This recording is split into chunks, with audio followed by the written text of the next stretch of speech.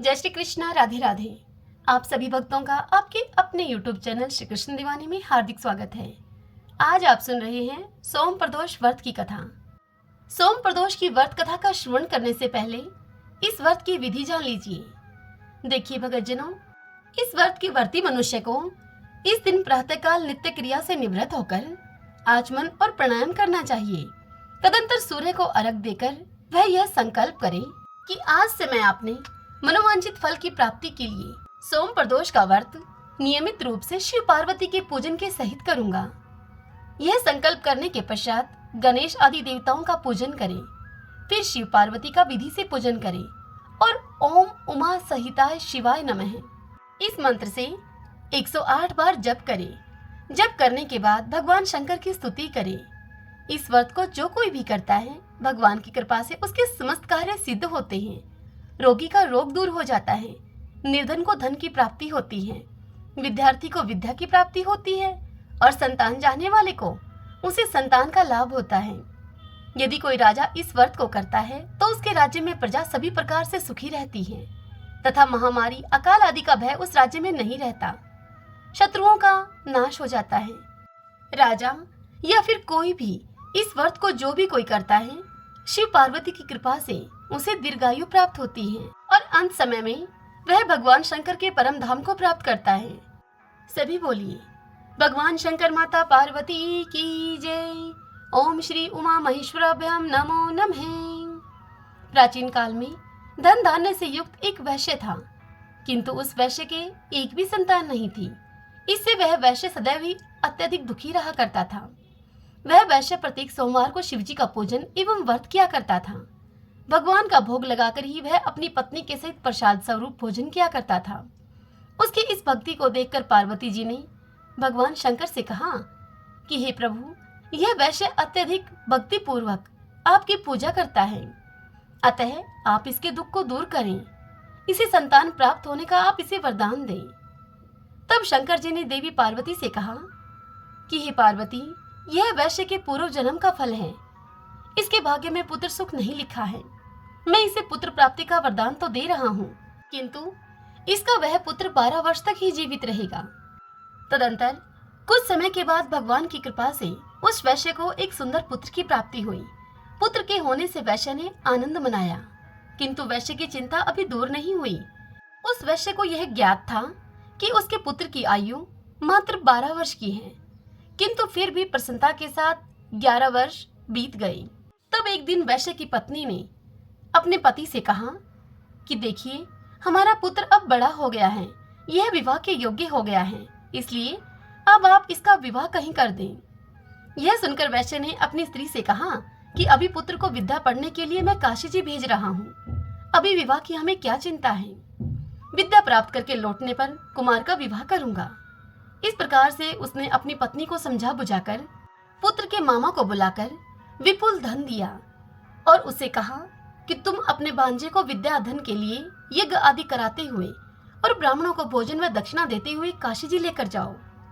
लड़के का मामा अपने भांजे के साथ अब घर से विदा होकर वैश्य के बताए हुए रास्ते के अनुसार यज्ञ आदि करते हुए एक नगर में जा पहुंचा। उसी दिन उस नगर के राजा की पुत्री का विवाह था। राजकुमारी बहुत ही रूपवती एवं गुणवती थी, किंतु जिस बालक के साथ उस राजकुमारी का विवाह हो रहा था, वह बालक एक आंख से काना था। वर का पिता इस कारण बड़ा ही चिंतित था। वर के पिता ने जब सर्वगुण संपन्न उस वैश्य के पुत्र को देखा तो उसके मामा से उसने कहा कि आप अपने इस लड़के को कुछ समय के लिए मुझे दे दें। यदि आप ऐसा करेंगे तो आपकी यह मुझ पर बड़ी ही कृपा होगी। विवाह के बाद मैं आपके इस कुमार को आपको वापस सौंप दूंगा तथा पुरस्कार स्वरूप बहुत अधिक धन दूंगा मैं आपको। वर के पिता ने जब इस प्रकार से कहा तो लड़के के मामा ने उसका कहना मान लिया और अपने भांजे को वर बनाकर मंडप में भेज दिया। राजकुमारी और वैश्य पुत्र का अब विवाह संपन्न हो गया। सिंदूर दान के बाद वैश्य पुत्र लौटने लगा तो उसने उस राजकुमारी की साड़ी पे, उसकी साड़ी के एक पल्ले पर अपना संपूर्ण वृतांत लिख दिया कि तुम्हारा विवाह तो मेरे साथ संपन्न हुआ है और अब मैं विद्या अध्ययन के लिए काशी जी जा रहा हूँ। एक काना राजकुमार तुम्हें अपनी पत्नी बनाएगा और उसी के साथ तुम्हें विदा होना पड़ेगा। यह लिखकर वह वैश्य पुत्र विद्या अध्ययन के लिए काशी जी चला गया। जब राजकुमारी विदा होने लगी तो उसने अपनी साड़ी पर लिखे हुए उन शब्दों को देखकर उन शब्दों को पढ़ा और उस राजकुमार के साथ विदा होने से उसने इनकार कर दिया और अपने पिता और माता से कहा कि यह मेरा पति नहीं है, मैं इसके साथ नहीं जाऊंगी। मेरा पति वैश्य कुमार है जो कि विद्या प्राप्त करने के लिए काशी गया हुआ है। कन्या के माता पिता वर पक्ष के द्वारा किए हुए छल से अत्यधिक दुखी हुए और राजकुमारी को उसके साथ विदा नहीं किया। उधर वैश्य कुमार काशी पहुंचकर विद्या अध्ययन करने लगा तथा उसके मामा ने यज्ञ करना शुरू कर दिया।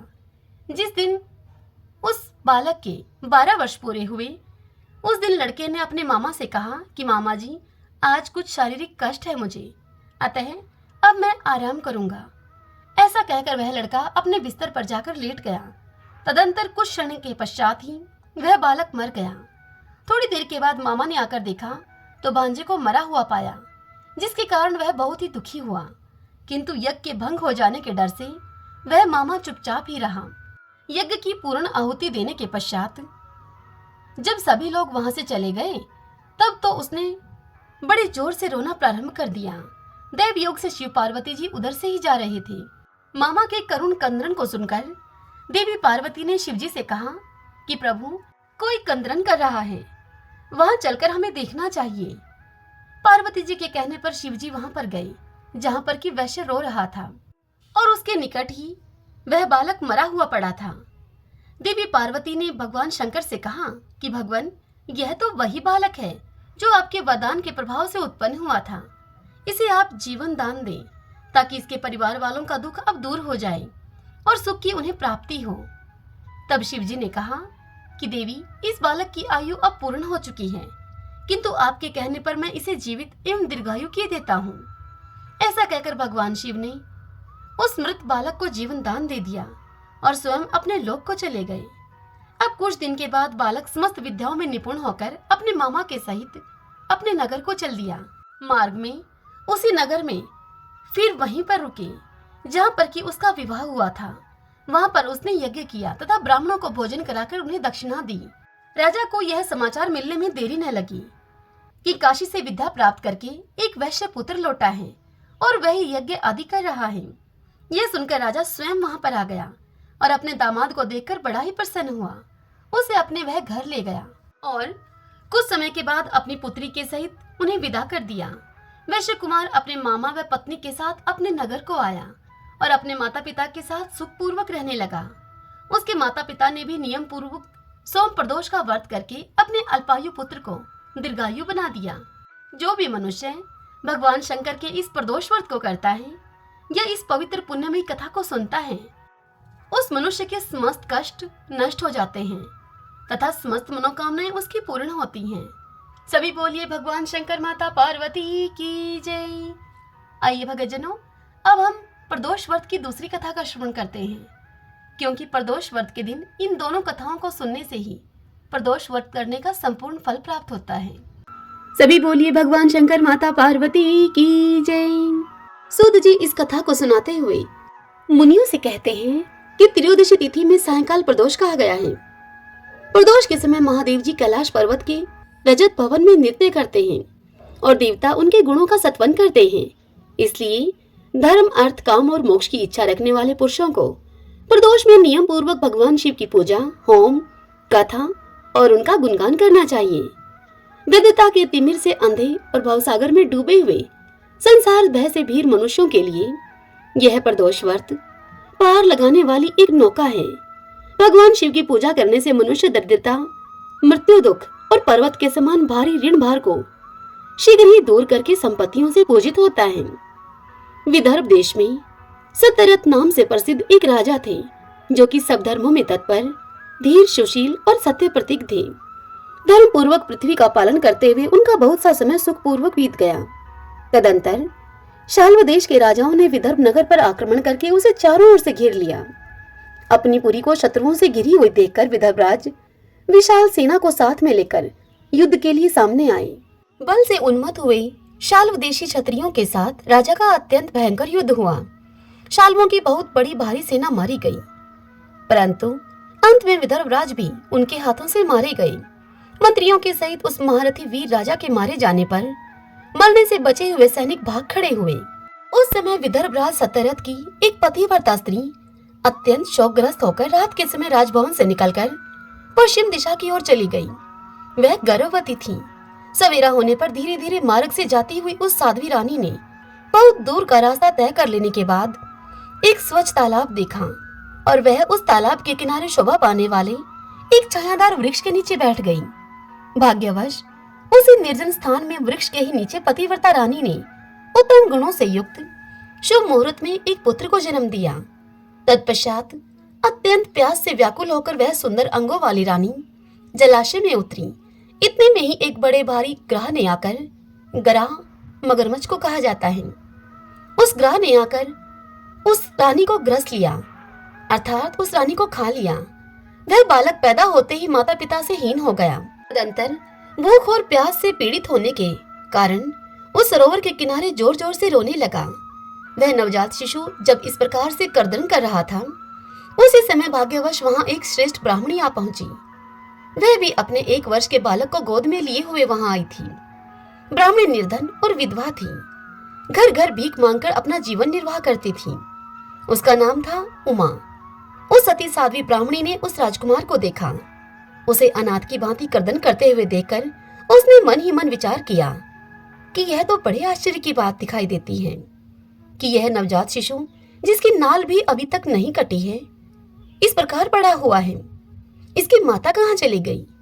न इसके पिता हैं और न ही कोई बंधु बांधव है। यह दीन अनाथ बालक बिना बिस्तर के भूमि पर सो रहा है। यह चांडाल का पुत्र है या शूद्र का, वैश्य का बालक है या फिर ब्राह्मण का, अथवा यह क्षत्रिय का शिशु है? इसका निश्चय कैसे किया जाए? मैं इस शिशु को उठाकर अपने सगे पुत्र की तरह अवश्य पालन कर सकती हूँ, परंतु यह किस कुल का है, यह न जानने के कारण इसे छूने का साहस नहीं है मुझ में। वह पतिव्रता ब्राह्मणी जब इस प्रकार कह रही थी, तभी उसी समय वहां पर एक सन्यासी महात्मा आ पहुंचे। वे ऐसे जान पड़ते थे मानो साक्षात भगवान शंकर हों।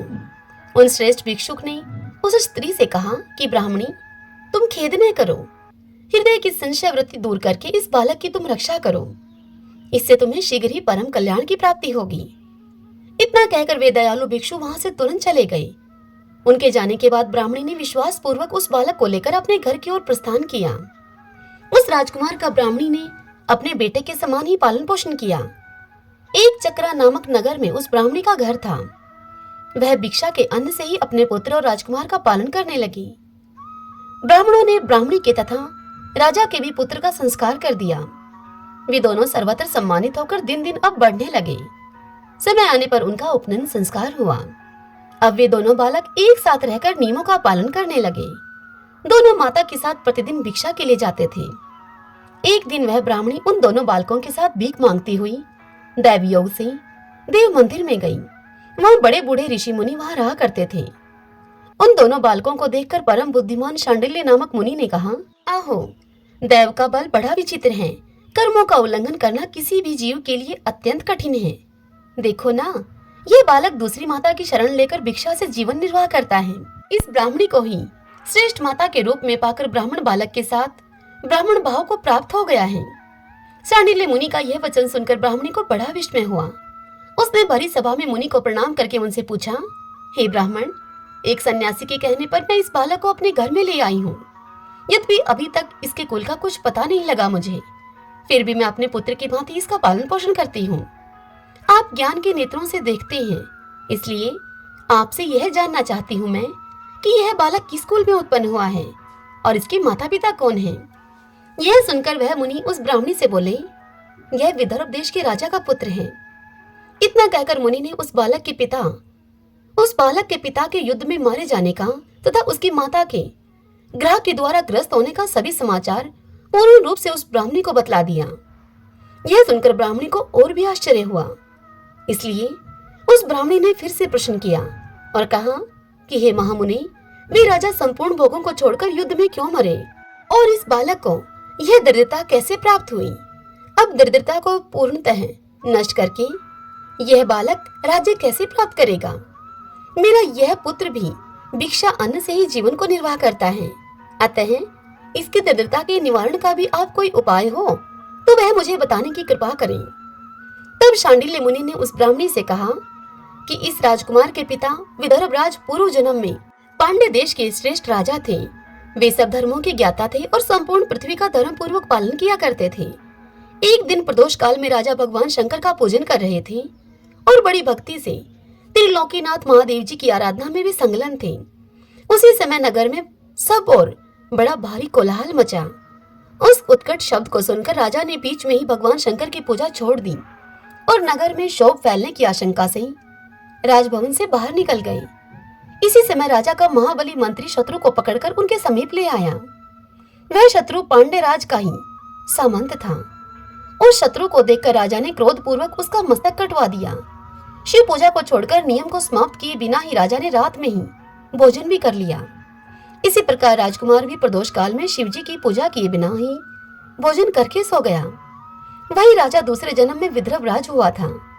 शिव जी की पूजा में विघ्न होने के कारण शत्रुओं ने इसको सुख भोग के बीच में ही मार डाला। पूर्व जन्म में जो उसका पुत्र था वही इस जन्म में भी हुआ है। शिव जी की पूजा का उल्लंघन करने के कारण ही यह दरिद्रता को प्राप्त हुआ है। इसकी माता ने पूर्व जन्म में छल से अपनी सौतन को मार डाला था।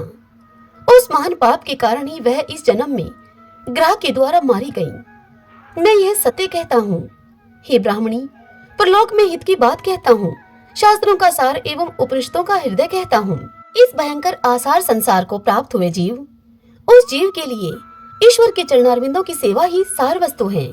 जो प्रदोष काल में अनन्य चित होकर परमेश्वर के चरणारविंदों की पूजा करते हैं, वे इसी संसार में सदा बढ़ने वाले धन धान्य, स्त्री पुत्र, सौभाग्य और संपत्ति के द्वारा सबसे बढ़कर होते हैं।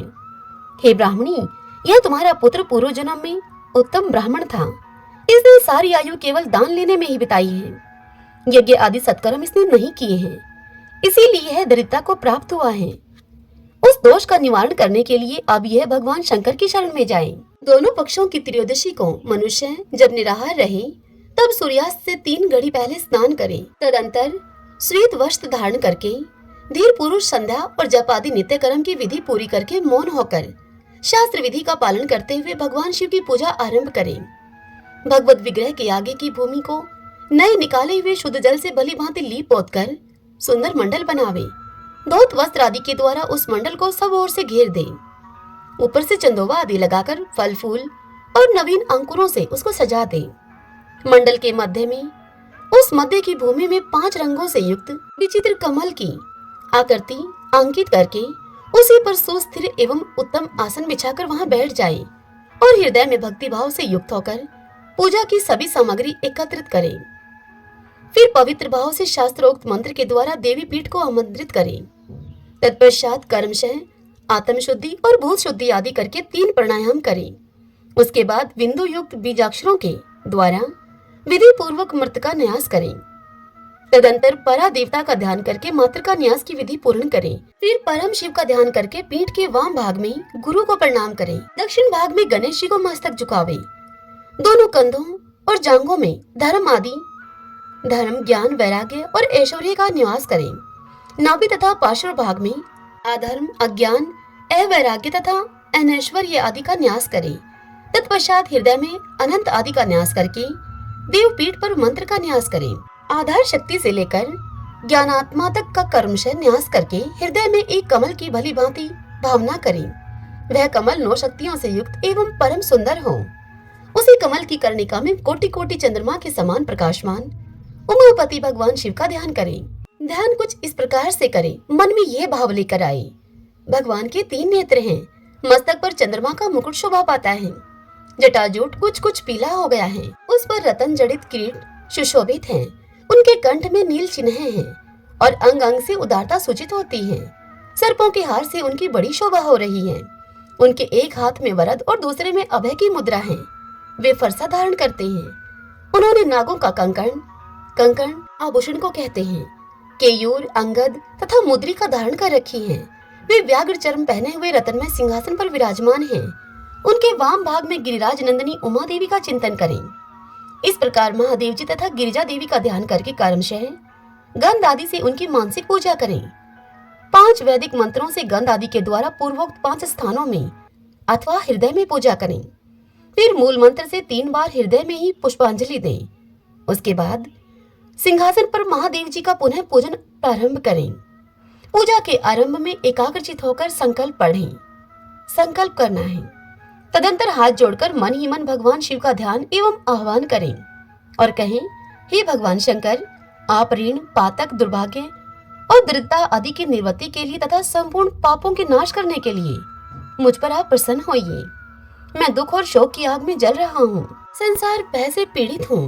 अनेक प्रकार के रोगों से व्याकुल और दीन हूँ। हे वृषवाहन, आप मेरी रक्षा कीजिए। हे देव देवेश्वर, सबको निर्भय कर देने वाले हे महादेव जी, आप यहाँ पर पधारिए और मेरी की हुई इस पूजा को पार्वती जी के साथ आप ग्रहण कीजिए। इस प्रकार संकल्प और आह्वान करके पूजा आरंभ करनी चाहिए। तत्पश्चात मनुष्य एकाग्रचित होकर रुद्र सूक्त का पाठ करते हुए वहां पर स्थापित किए हुए शंख के जल से और पंचामृत से महादेव जी का अभिषेक करके भांति भांति के मंत्रों से आसन आदि उपचारों को समर्पित करें। मन की भावना के द्वारा दिए हुए वस्त्रों से विभूषित स्वर्ण सिंहासन की कल्पना करें और उसी पर भगवान को विराजमान करके अष्टगुण युक्त अर्घ्य और पाद आदि निवेदन करें। फिर शुद्ध जल से आचमन कराकर मधु पर्क दे। उसके बाद पुनः आचमन के लिए जल देकर मंत्रोच्चारण पूर्वक स्नान करावे उनको। फिर यज्ञोपवीत वस्त्र और आभूषण आदि अर्पण करें। परम पवित्र अष्टांग युक्त चंदन चढ़ावे। बिल्व, मदार, लाल कमल, धतूर, कनेर, सनई का फूल, चमेली, कुशा, अपामार्ग, तुलसी, जूही, चंपा, भटकैया और करवीर के फूलों में से जितने भी मिल जाएं, उन सबको शिव उपासक भगवान शिव पर चढ़ाएं। इनके अतिरिक्त भी नाना प्रकार के सुगंधित पुष्प उनको निवेदन करें। तत्पश्चात लाल चंदन से उत्पन्न धूप और निर्मल दीप समर्पित करें।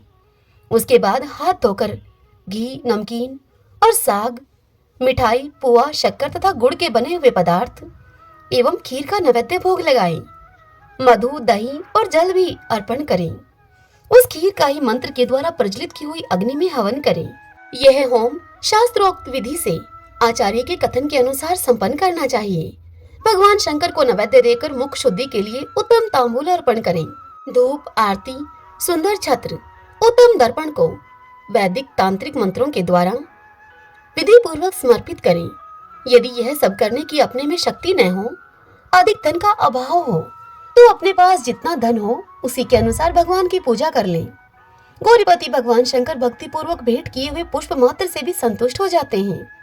तदंतर स्तोत्रों के द्वारा उनकी स्तुति करके भगवान को साष्टांग प्रणाम करें। फिर परिक्रमा करके पूजा समर्पित करने के बाद विधि पूर्वक श्री गिरिजापति की प्रार्थना करें। हे देव, हे जगन्नाथ, आपकी जय हो। सनातन हे शंकर, आपकी जय हो। संपूर्ण देवताओं के हे अधीश्वर, आपकी जय हो। सर्वदेव पूजित, आपकी जय हो। सर्वगुणातीत, आपकी जय हो। सबको वर देने वाले हे प्रभु, आपकी जय हो। नित्य आधार रहित अविनाशी विशंभर, आपकी जय हो। जय हो प्रभु। संपूर्ण विश्व के लिए एकमात्र जानने योग्य हे महेश्वर, आपकी जय हो। नागराज वासुकी को आभूषण के रूप में धारण करने वाले हे प्रभु, आपकी जय हो। हे गौरीपति, आपकी जय हो। हे चंद्रार्ध शेखर शंभो, आपकी जय हो। कोटि सूर्यों के समान तेजस्वी हे शिव, आपकी जय हो। अनंत गुणों के आश्रय, आपकी जय हो। भयंकर नेत्रों वाले हे रुद्र, आपकी जय हो। अचिंतन निरंजन, आपकी जय हो। हे नाथ, हे दया सिंधु, आपकी जय हो। भक्तों की पीड़ा का नाश करने वाले हे प्रभु, आपकी जय हो। दुस्तर संसार सागर से पार उतारने वाले हे परमेश्वर, आपकी जय हो। हे महादेव, मैं संसार के दुखों से पीड़ित एवं खिन्न हूँ, मुझ पर प्रसन्न हो। हे परमेश्वर, समस्त पापों के भय का अपहरण करके आप मेरी रक्षा कीजिए। मैं महान दारिद्र्य के समुद्र में डूबा हुआ हूँ। बड़े बड़े पापों ने मुझे आक्रांत कर लिया है। मैं महान शोकों से नष्ट और बड़े बड़े रोगों से व्याकुल हूँ। सब ओर से ऋण के भार से मैं लदा हुआ हूँ। पाप कर्मों की आग में मैं जल रहा हूँ और ग्रहों से मैं पीड़ित हो रहा हूँ। हे शंकर, आप मुझ पर प्रसन्न होइए। धन मनुष्य इस प्रकार से पूजा के अंत में भगवान गिरिजापति की प्रार्थना करें। धनाढ्य अथवा राजा को इस प्रकार भगवान शंकर की प्रार्थना करनी चाहिए। हे शंकर जी, आपके प्रसाद से मेरे सदा आनंद रहे। मेरे राज्य में लुटेरे न रहें। सब लोग निरापद होकर रहें। पृथ्वी पर अकाल, महामारी आदि के संताप शांत हो जाएं। सबकी खेती धन धान्य से समृद्ध हो। संपूर्ण दिशाओं में सुख का साम्राज्य छा जाए। इस प्रकार प्रदोष व्रत के दिन गिरजापति भगवान शंकर की आराधना करें, ब्राह्मणों को भोजन कराएं और उन्हें दक्षिणा देकर संतुष्ट करें। इस प्रकार मैंने सब पापों का नाश, सब प्रकार की दरिद्रता का निवारण तथा समस्त मनोवांछित वस्तुओं का दान करने वाले शिव पूजा का तुमसे वर्णन किया। यह शिव की पूजा शिव जी के द्रव्य का हरण करने के पाप को छोड़कर शेष सभी महापातकों और उपपातकों के महान समुदाय का नाश करती है। हे ब्राह्मणी, यदि ये दोनों बालक इसी प्रकार भगवान शंकर का पूजन प्रत्येक प्रदोष के दिन करते रहें तो वर्ष भर के भीतर ही इन्हें उत्तम सिद्धि की प्राप्ति होगी। सांडिल्य मुनि का यह वचन सुनकर उस ब्राह्मणी ने दोनों बालकों के साथ मुनि के चरणों में प्रणाम किया और फिर इस प्रकार से कहा। ब्राह्मणी ने कहा कि भगवान, आज मैं आपके दर्शन मात्र से कृतार्थ हो गई हूँ। ये दोनों बालक आज से ही आपकी शरण में हैं। हे ब्राह्मण, यह मेरा पुत्र है और इसका नाम सुचिवर्त है और यह राजकुमार है जिसका नाम मैंने धर्मगुप्त रख दिया है। यह दोनों बालक और मैं, हम तीनों आपके चरणों के दास हैं। इस घोर दारिद्र्य सागर में घिरे हुए हम तीनों का आप उद्धार कीजिए। इस प्रकार शरण में आई हुई उस ब्राह्मणी को अमृत के समान मधुर वचनों के द्वारा आश्वासन देकर मुनि ने उसके दोनों बालकों को भगवान शंकर के आराधन की मंत्र विद्या का उपदेश दिया। तत्पश्चात दोनों बालक और ब्राह्मणी मुनि की आज्ञा लेकर वहां से चले गए। मुनिवर के उपदेश के अनुसार दोनों बालक प्रत्येक प्रदोष व्रत के दिन पार्वती वल्लभ शिव की आराधना करने लगे। इस प्रकार शिव पूजा करते हुए द्विज कुमार और राजकुमार के 4 महीने बड़े सुखपूर्वक बीत गए। एक दिन द्विज कुमार राजकुमार को साथ लिए बिना ही नदी के तट पर स्नान करने के लिए गया और वहां मौज से देर तक वह इधर उधर घूमता रहा। वहां झरने के जल के आघात से खाई की भूमि कट जाने से उसमें गड़ा हुआ एक बड़ा भारी खजाने का कलश चमक रहा था, जिस पर ब्राह्मण कुमार की दृष्टि पड़ी। उस कलश को देखकर वह सहसा हर्ष और कौतूहल में भरकर उस कलश के समीप गया और उसे देवता के प्रसाद से प्राप्त हुआ मानकर सिर पर लेकर अपने घर को वापस आ गया और घर के भीतर उस घड़े को रखकर माता से वह बोला कि माँ, ये भगवान शंकर का प्रसाद तो देखो, उन्होंने दया करके घड़े के रूप में यह खजाना दिखला दिया है। तब उस पतिव्रता ब्राह्मणी ने राजकुमार को बुलाकर कहा कि पुत्रो, इस खजाने के घड़े को तुम दोनों आपस में बराबर बराबर बांट लो। माता ब्राह्मणी की इस बात को सुनकर ब्राह्मण के पुत्र को प्रसन्नता हुई, किंतु राजपुत्र ने उससे कहा कि माँ, यह तुम्हारे ही पुत्र के पुण्य से प्राप्त हुआ है, इसलिए मैं इस खजाने को बांट कर लेना नहीं चाहता हूँ। अपने पुण्य से प्राप्त हुए खजाने का ये स्वयं ही उपभोग करें। वे भगवान शंकर मुझ पर भी कृपा करेंगे। इस प्रकार प्रसन्नता पूर्वक भगवान शंकर की पूजा करते हुए उन दोनों कुमारों का उसी घर में 1 वर्ष और व्यतीत हो गया। एक दिन वह राजकुमार उस ब्राह्मण कुमार के साथ बसंत ऋतु में वन में भ्रमण करने के लिए गया। कुछ दूर जाने पर उन्होंने सैकड़ों गंधर्व कन्याओं को परस्पर क्रीड़ा करते हुए देखा।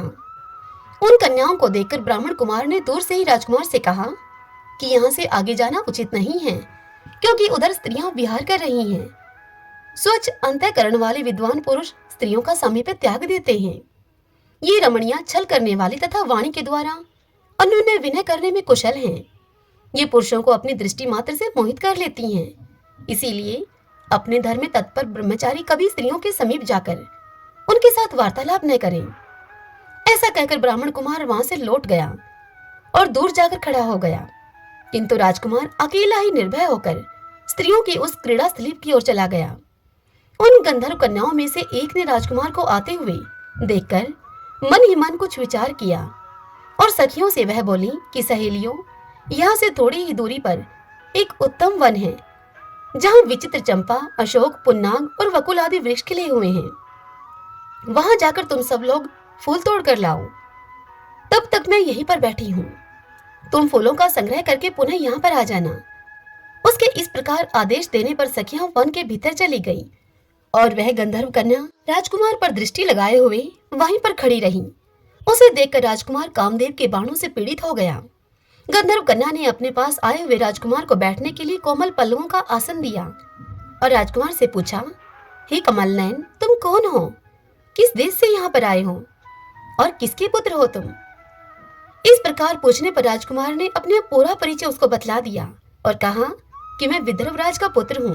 मेरे पिता और माता मेरे बचपन में ही मर गए हैं। शत्रुओं ने मेरे राज्य पर अधिकार जमा लिया है और मैं दूसरे के राज्य में गुजारा करता हूँ। अब यह सारी बातें बताकर राजकुमार ने उस गंधर्व कन्या से पूछा कि सुंदरी, तुम कौन हो, यह तुम्हारा क्या कार्य है और तुम किसकी पुत्री हो?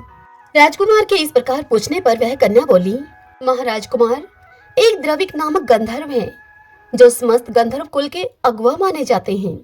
मैं उन्हीं की पुत्री हूँ और मेरा नाम अंशुमति है। सब सखियों को छोड़कर मैं यहाँ अकेली हूँ। मैं तुम्हारी अभिलाषा को जानती हूँ। तुम्हारा मन मुझ में आसक्त हो गया है। इसी प्रकार दैव ने मेरे मन में भी तुम्हारे लिए उत्कंठा भर दी है।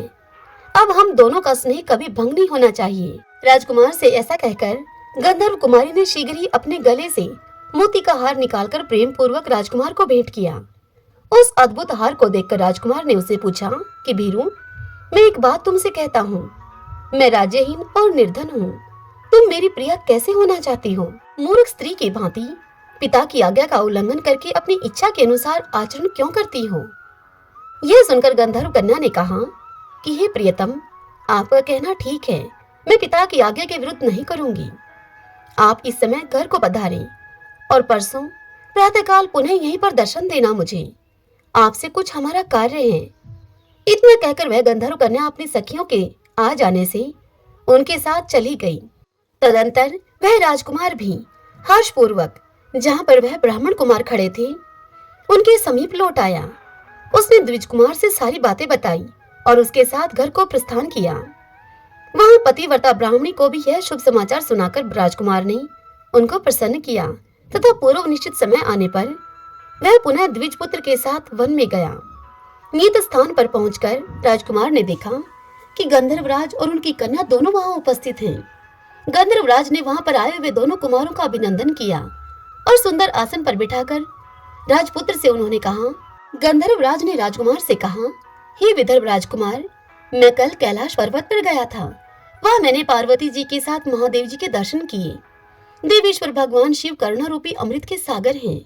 उन्होंने मुझे बुलाकर सभी देवताओं के समीप इस प्रकार से कहा, पृथ्वी तल पर धर्मगुप्त नाम से प्रसिद्ध एक राजकुमार है जो कि इस समय अकिंचन है। उसका राज्य छिन गया है। शत्रुओं ने उसके देश को अपने अधिकार में कर लिया है। अब वह बालक अपने गुरु की आज्ञा से सदा मेरी आराधना में संलग्न रहता है।